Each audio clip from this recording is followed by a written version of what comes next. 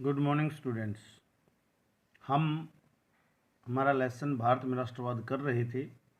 एक वीडियो मैंने इसकी डाली थी, बीच में फिर कुछ इम्पोर्टेंट टॉपिक यूरोप में राष्ट्रवाद के मिल गए थे मुझे, तो 2 दिन में वो डाल दिए। तो आज हम अपना वो लेसन कंटिन्यू करते हैं, भारत में राष्ट्रवाद।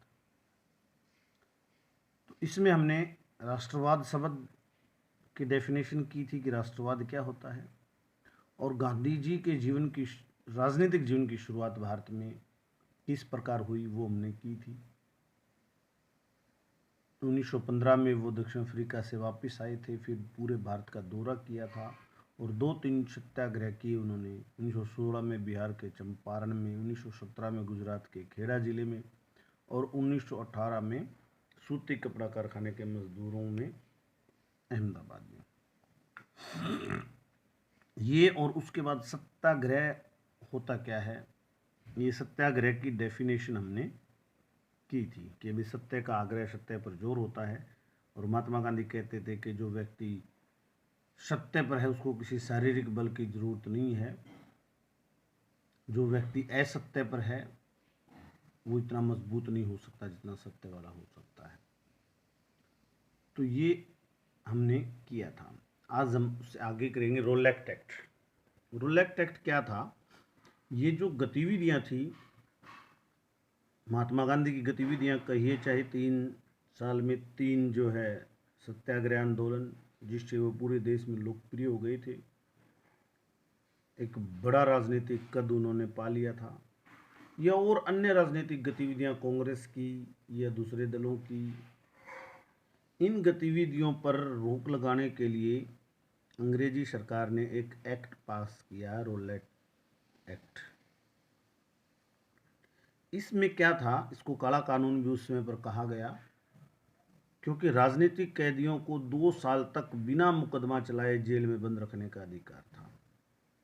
कोई भी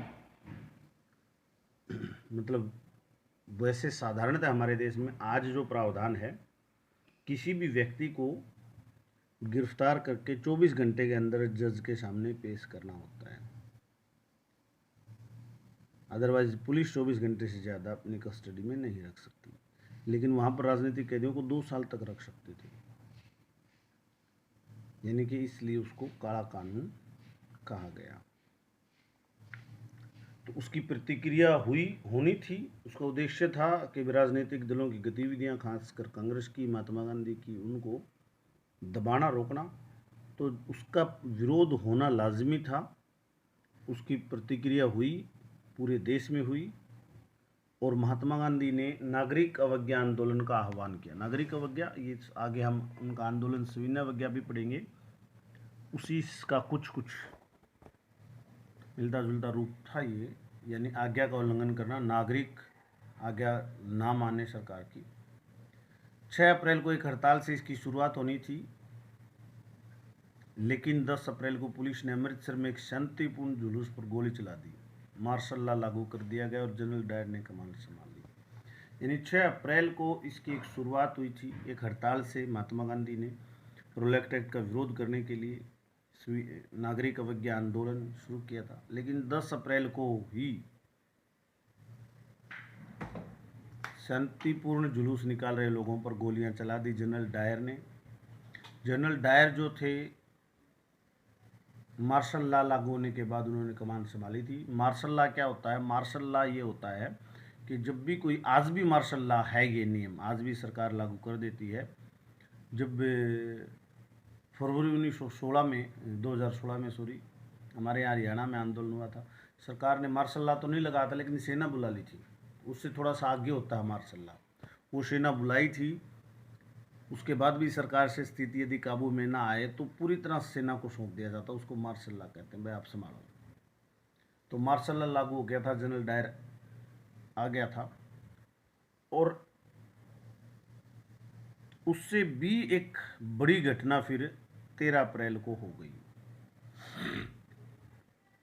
13 अप्रैल को, जैसे आपको पता है, जलियांवाला बाग हत्याकांड हुआ था 13 अप्रैल 1919 को। मेला था, मेले में लोग शामिल होने के लिए आए थे। बैसाखी का दिन था, बैसाखी का मेला लगता है पंजाब का मुख्य त्यौहार है बैसाखी, और मार्शल लॉ लागू हो चुका था। ये आम लोगों को पता नहीं था। 10 तारीख को मार्शल लॉ लगा था, लेकिन आम लोगों को इसकी जानकारी नहीं थी। जलियांवाला बाग हत्याकांड में, जलियांवाला बाग में लोग इकट्ठे हो गए और जनरल डायर ने क्रांतिकारियों को या आंदोलनकारियों को एक सबक सिखाने के लिए, उनके दिलों में डर पैदा करने के लिए जानबूझकर वहाँ हजारों की संख्या में जो लोग थे उन पर गोलियां चलवाई, निहत्थे लोगों को मौत के घाट उतार दिया, हजारों लोग मारे गए। एक बड़ी दर्दनाक घटना थी। एक ही छोटा सा गेट था उस जो है बाग में, बड़ी ऊंची ऊंची दीवारें थी जिन पर चढ़ना जेल जैसी मुश्किल था, और उसी दीवार पर सेना खड़ी थी और गोलियां चला दी। चारों तरफ से लोगों को घेर कर यानी कि मारा गया। वहाँ एक कुआं है, कुएं में भी लोग काफ़ी कूद गए थे जान बचाने के लिए, लेकिन उसमें भी उनकी मौत ही बनी, क्योंकि ऊपर एक के ऊपर दूसरा कूदता चला गया। उसके बाद विरोध और दमन, विरोध तो इसका भी होना था भाई। पंजाब में जगह जगह प्रदर्शन शुरू हो गए, लोग सरकारी चीज़ों को आग लगाने लगे, कई जो है रेलवे स्टेशन फूंक दिए, कई डाकखाने फूंक दिए, कई बैंक फूंक दिए, यानी जो सरकारी चीज़ें थी लोग उनको जलाने लगे। और सरकार ने भी बड़ा मतलब ज़बरदस्त तरीका अपनाया, लोगों पर लाठी डंडे ही नहीं गोलियां भी चलाई, और कई जो गांव में ज़्यादा इस तरह की गतिविधियां हो रही थी उन गांव के गांव पर भी बम बरसाए गए। गांव गुजरांवाला पंजाब में जैसे एक स्पेशल गांव का नाम आता है, वहाँ पर बम बरसाए गए। जब इतनी हिंसा हुई और देखा महात्मा गांधी ने कि बहुत ज़्यादा विरोध, बहुत ज़्यादा नुकसान सरकार की तरफ से भी जनता की तरफ से भी, यानी हिंसा के खिलाफ महात्मा गांधी शुरू से ही थे। कोई भी आंदोलन जब हिंसक हो जाता था तो वापस ले लेते थे। सारे आंदोलन महात्मा गांधी ने ऐसे वापस लिए, कहीं ना कहीं हिंसक आदमी हो जाता था बाद में जाकर, और महात्मा गांधी आंदोलन वापस ले लेते थे। तो ये नागरिक अवज्ञा आंदोलन महात्मा गांधी ने वापस ले लिया। ये रोलैक्ट एक्ट का विरोध जो शुरू हुआ था उसने एक बड़े हत्याकांड, जलियांवाला बाग हत्याकांड का वो कारण बना, और विरोध और दमन शुरू हो गया। लेकिन आगे एक बड़े आंदोलन की नींव, असहयोग आंदोलन और खिलाफत आंदोलन, उनकी नींव वो बना।